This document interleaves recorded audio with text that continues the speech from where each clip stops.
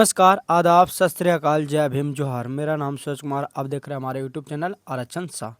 जैसा कि बाबू हम लोग का अध्याय नंबर है जो 4 चल रहा था, यानी अध्याय 4 था कौन सा, छप्पे।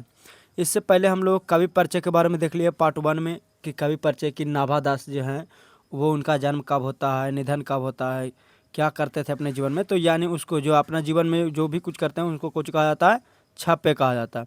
सॉरी, मतलब है कि कवि परिचय कहा जाता है। तो हम लोग कवि परिचय के बारे में देख लिए हैं। आज हम लोगों की बारी है ऑब्जेक्टिव क्लास की, ठीक है। तो ऑब्जेक्टिव देखेंगे, उसके साथ साथ हम लोग कवि परिचय देखें। कवि परिचय के बाद हम लोग देखे हैं बाबुआ तो संपूर्ण अर्थ के बारे में भी देख लिए हैं कि संपूर्ण अर्थ क्या कहता है। उसके साथ साथ हम लोग जो बाबू छोटे संपूर्ण अर्थ का भी वीडियो बनाया है, अगर नहीं देखे तो जाकर देख सकते हैं। उसके बाद हम लोग जो है यानी आपका सब्जेक्टिव भी देख लिए हैं, जो भी सब्जेक्टिव है क्वेश्चन वो भी सब्जेक्टिव भी देख लिए हैं। उसके साथ साथ सब्जेक्टिव के बाद आज हम लोगों का है जो बारी है किस चीज़ का, ऑब्जेक्टिव क्लास का, ठीक है। तो 40 सब्जेक्टिव लाए हैं, बिंदास एकदम प्रेम से देखिएगा, ठीक है। तो चलते हैं बिना किसी टाइम गवाए, शुरू करते हैं फर्स्ट से। कहता है कि छप्पे शीर्षक के रचयिता कौन है, यानी छप्पे का कवि कौन है, सूरदास, कबीरदास, नाभादास या तुलसीदास। तो कौन है, नाभादास, यानी सी इज राइट आंसर। फर्स्ट चलेंगे। अगला कहता है कि नाभादास की कौन सी रचना है, कड़बक है, रचित है, उषा है या छप्पे है। तो कौन सा रचा है, तो यानी छप्पे। अभी ना पूछे कि छप्पे के रचयिता कौन है, तो नाभादास है। नाभादास द्वारा कौन चीज रचा गया, छप्पे रचा गया, ठीक है। अगला क्वेश्चन कहता है नाभादास किस धारा के कवि हैं। तो ये है सगुन उपासक राम भक्त धारा के, है ना। किनका है, तो सगुन उपासक राम भक्त धारा के कवि हैं, ठीक है। अगला कहता है कि नाभादास किसके समकालीन थे। किसके समकालीन कहने का मतलब है कि किसके समय के थे। तो ये नाभादास थे ये तुलसीदास के समकालीन थे। किनके, तुलसीदास थे। सी इज राइट आंसर, ठीक है। अगला क्वेश्चन कहते हैं कि नाभादास का अनुमानित जन्म कब हुआ था, मतलब अनुमान से बताओ कि इनका जन्म कब हुआ था। अभी देखा तो जन्म कब हुआ था, तो 1570 में, ठीक है। अगला कहते हैं कि किस कविता को सुनकर कवि नाभादास सिर झुका लेते हैं। किस कविता को सुनकर, सॉरी यानी हाँ, कहता है कि किसकी कविता को सुनकर कवि नाभादास है जो सिर झुका लेते हैं। तो वो हैं सूरदास की। सूरदास की कविता को सुन करके है जो सभी लोग हैं जो सिर झुकाते हैं, इतना अच्छा कविता लिखते हैं। अगर वीडियो अच्छा लगता है तो लाइक कीजिएगा, शेयर कीजिएगा अपने दोस्तों के पास जरूर, ठीक है। कहते हैं कि कौन सा रचना नाभादास की है। कौन सा रचना नाभादास की है, सूरसागर, भक्तमाल, बिहारी सत्तसई और बीजक। तो कौन सा बाबू, भक्तमाल है। भक्तमाल है जो किनके द्वारा लिखा गया, तो नाभादास जी द्वारा लिखा गया, ठीक है। आगे कहते हैं नाभादास का स्थायी निवास कहाँ था। तो ये था कहाँ बाबुआ, वृंदावन। वृंदावन में रह करके है जो रचना करने का काम किए थे। आगे कहते हैं कि संपूर्ण भक्तमाल में किस छंद की व्यंजना है। संपूर्ण भक्तमाल में किस छंद की व्यंजना है, तो ये है जो छप्पे छंद की। किसका है, तो छप्पे छंद की है, ठीक है। आगे कहते हैं कि सूर के कविता को सुनकर सभी क्या करते हैं। तो अभी बताएं, सिर हिलाते हैं। सूर के कविता को सुन करके सभी लोग जो क्या करते हैं, सिर को हिलाते हैं। आगे कहा जाता है कि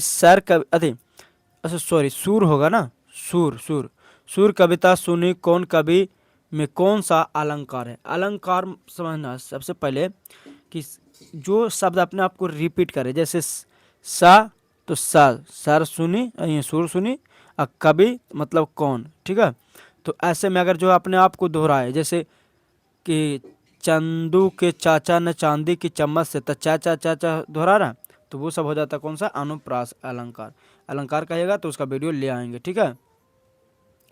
तो कहते हैं आगे कि कबीर किस में भेद नहीं करते। कबीरदास जी हैं किस में भेद नहीं करते, गरीब अमीर में, अच्छे बुरे में, गोरे काले में या हिंदू मुसलमान में। तो वो है जो कबीरदास जी हिंदू मुसलमान में कभी भेद नहीं किए, सबको एक मानते थे। इसीलिए इसे धर्म संप्रदाय का भी कहा जाता है ना, संप्रदाय मुक्त का भी कहा जाता है। अगला क्वेश्चन है कि नाभादास की जाति पाति एवं वर्णकांड को कितने खंड में, यानी वर्णकांड का खंडन किस कवि के छप्पे में किया। तो किस कवि के छप्पे में किया, तो वो है कह रहे नाभादास। अच्छा हाँ, किन क्यों किया, तो वो कबीरदास में, ठीक है। उन्हें जूम करते हैं, ज़्यादा दिक्कत हो जा रहा।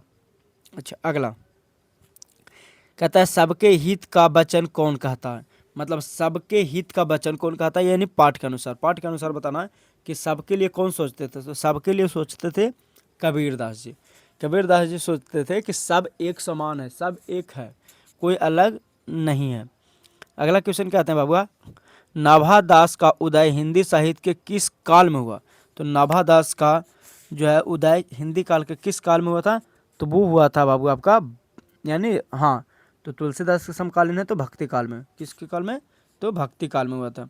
आगे कहते हैं कि नाभादास के दीक्षा गुरु कौन थे, बताओ, ये तुम लोग कमेंट में बताओ। तो तुम लोग को बताए हैं, कभी पर्चा पढ़ा होगा, अगर कभी पर्चे कोई नहीं पढ़ा तो जाकर देख सकते हैं, हम कभी पर्चे बताए हैं कि नाभादास के गुरु कौन है जी, ठीक है।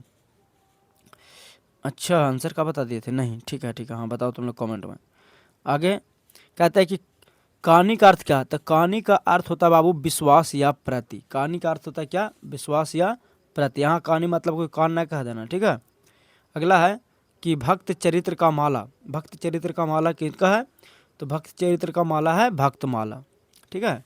भक्त चरित्र का माला किस में चर्चा है, तो भक्तमाला में। अगला क्वेश्चन है, अगला क्वेश्चन कहता है कि नाभादास किस काल के कवि है। तो नाभादास जो है किस काल के कवि, अभी बताए तो भक्ति काल के कवि, ठीक है। अगला क्वेश्चन कहते हैं कि नाभादास का जन्म स्थान कहाँ माना जाता, अच्छा साना जाता नहीं, माना जाता, कहाँ माना जाता, तो कहाँ माना जाता बाबू, तो दक्षिण भारत में। कहाँ माना जाता है, दक्षिण भारत में माना जाता है।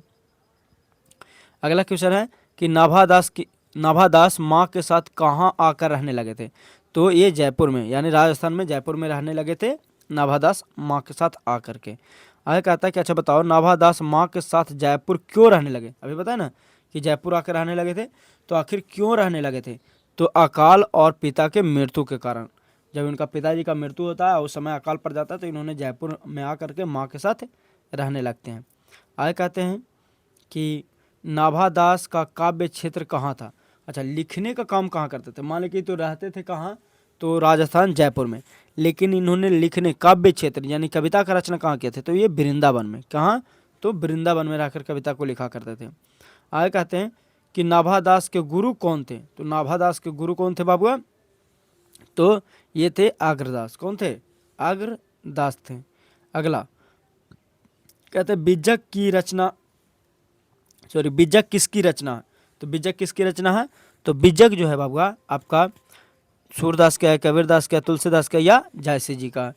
तो बीजक, बीजक जो है यह है आपका बाबू, सॉरी इसमें ऑप्शन ही नहीं पड़ा है, यानी जायसी जी के जगह पर नाभादास कर लो, नाभादास के है। बीजक किसके है, तो नाभादास के है, ठीक है। अगला क्वेश्चन है हाँ ठीक है, हम लोग कितने क्वेश्चन तक किए थे, एक मिनट रुक जा, हाँ ये क्या लिए थे, बीजक, हाँ चलो 27 तक कर लेते। अगला आ जाए 28वां, कहता है भक्तमाल किसकी रचना है। तो भक्तमाल किसकी रचना है, तो भक्तमाल है जो बाबुआ नाभादास की है। भक्तमाल किन की है, नाभादास की है। 29 नंबर क्वेश्चन, बहुत जल्दी हम पहुंचने वाले। कहता है नाभादास की राम भक्ति मर्यादा का स्थान क्या है। तो राम भक्ति मर्यादा का स्थान है जो माधुर्य भाव का पुट है ना। अगला है कि अष्टयाम किसकी रचना है, अष्टयाम किनकी रचना है, तो अष्टयाम है जो नाभादास की एक रचना है, ठीक है। अगला क्वेश्चन कहते हैं नाभादास किस धारा के संत थे। तो ये थे वैष्णव, किसके, तो वैष्णव। अगर वीडियो थोड़ा सा भी अच्छा लग रहा है तो लाइक कीजिएगा, शेयर कीजिएगा, ताकि हमें मोटिवेशन मिले तो और भी अच्छे अच्छे वीडियो लाएं। तुम लोग है जो अति लाइक भी नहीं करता ना शेयर करता, कम से कम शेयर कीजिए, सब्सक्राइब कीजिए। सब्सक्राइब नहीं करता तो कम से कम शेयर तो कीजिए, है ना, ताकि जो है दूसरे बच्चों का हेल्प हो सके। इसीलिए शेयर ज़रूर कीजिए, और भी है जो वीडियो अच्छे अच्छे लाएंगे। तो अगर और भी वीडियो नहीं देखें तो जाइए हमारे अति चैनल पर, प्लेलिस्ट में बना दिया गया है 12th हिंदी करके, उस पर जा करके सभी वीडियो को देख सकते हैं, चैप्टर 1 से लेकर के 8 तक। फिर ग्रामर लाएंगे, फिर और भी है जो कहिएगा तो बायोलॉजी भी पढ़ा देंगे। कहते हैं कुछ विद्वानों के अनुसार नाभादास किस वर्ग में आते थे। तो कुछ मतलब कि कुछ विद्वान थे, तो वो विद्वान है जो नाभादास को किस वर्ग में मानते थे, तो वो दलित वर्ग में मानते थे। किनको, दलित वर्ग के अनुसार। आगे कहते हैं कि सूर की कविता सुनकर कवि क्या करने लगते थे। तो सिर चालन करने लगते थे। सिर चालन मतलब कि सिर को हिलाने लगते थे, है ना। कविता सुनकर सिर कुछ करने लगते, हिलाने लगते थे। अगला कहते हैं कि अष्टायाम किन रूपों में लिखा गया। तो अष्टायाम है जो बाबुआ आपका है जो गद्य काव्य के रूप में लिखा गया। किसके रूप में लिखा गया? तो गद्य काव्य, यानी कहानी भी मिलेगा और कविता भी मिलेगा उनको में। आगे कहते हैं कि 1 मिनट, हाँ छोटा हो गया। नाभादास ने किस कवि को जाति पाति या वर्ण आश्रम का खंडन करने वाला बताया? तो किस कवि को बताया? तो वो है कबीरदास जी को। अगला कहते हैं भक्तमाल में कितने छप्पे छंदों का प्रयोग है? तो ये कितने छप्पे छंदों का प्रयोग है बाबू? तो 316 छप्पे छंद का प्रयोग किया गया है। ठीक है। अगला कहते हैं कि भक्तमाल में कितने भक्तों का चरित्रण है? तो भक्तमाल में कितने भक्तों का चरित्रण है? तो 200 भक्त का चरित्र चित्रण किया गया। ठीक है। अगला कहते हैं कि नाभादास के छप्पे पाठ किस पुस्तक से उद्धृत है? तो किस पुस्तक से है छप्पे? तो वो छप्पे है जो बाबुआ आपका है जो भक्तमाल से ही है। छप्पे किससे है? तो वो भक्तमाल से। अगर नहीं देखा ऐसा वीडियो तो आगे है बाबू कवि परिचय में जाकर देख सकते हैं। आगे कहते हैं छप्पे क्या होता है? तो छप्पे एक छंद है। छप्पे क्या है? छप्पे एक छंद है जो 6 पंक्ति का होता है। ठीक है। अगला लो आप पूछ ही दिया कि छप्पे क्या है, और तो ये छप्पे छंद है जो कितनी पंक्ति का होता है? तो ये पंक्ति होता है 6 का। छप्पे मतलब 6। ठीक है। छप्पे छंद है जो 6 प्लस छंद मिलकर बना है। छप्पे है जो 6 प्लस छंद मिलकर बना है, इसलिए छप्पे छंद कहा जाता है इसको। अगला है कि भक्तमाल क्या है? तो भक्तमाल क्या है? तो भक्तों की जीवनी है, भक्तों की कथा है, पृथ्वी परिचय नाटक है। तो भक्तों की जीवनी है इसमें भक्तमाल में। अगला है भक्तमाल किस छंद में रचा गया? तो भक्तमाल है जो छप्पे में रचा गया। अभी जस्ट बताएं।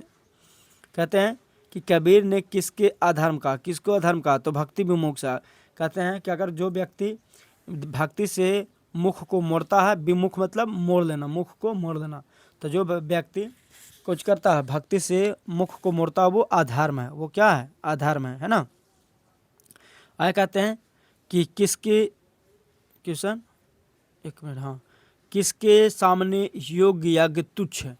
तो किसके सामने योग यज्ञ तुच्छ है? तो वो है बाबुआ भजन के सामने, पूजा के सामने, तपस्या के सामने, दान के सामने। तो किसके सामने है जो यज्ञ योग तुच्छ है? तो वो है भजन के सामने। ठीक है। भजन के सामने। हालांकि क्वेश्चन हमें रॉन्ग लग रहा है, ये क्वेश्चन को एक बार हम देखेंगे तब सेटिस्फाइड करेंगे ये क्वेश्चन ही रॉन्ग है। ठीक है। आगे कहते हैं कि नाभादास किसके प्रशिष्य थे? तो नाभादास किनके प्रशिष्य थे? तो वो थे आपका परमानंद दास जी का। ठीक है। अगला लास्ट क्वेश्चन है कि वर्णाश्री और सरदर्शनीय से कबीर ने क्या नहीं रखा है? तो क्या नहीं रखा है? तो अंतर नहीं रखा है। ठीक है। तो अगर वीडियो अच्छा लगा होगा तो लाइक कीजिएगा, शेयर कीजिएगा, अब हमारे चैनल को सब्सक्राइब कीजिएगा। फिर मिलते हैं एक नई वीडियो के साथ। तो अभी तक टेक केयर, ख्याल रखिएगा, अच्छा से पढ़िएगा।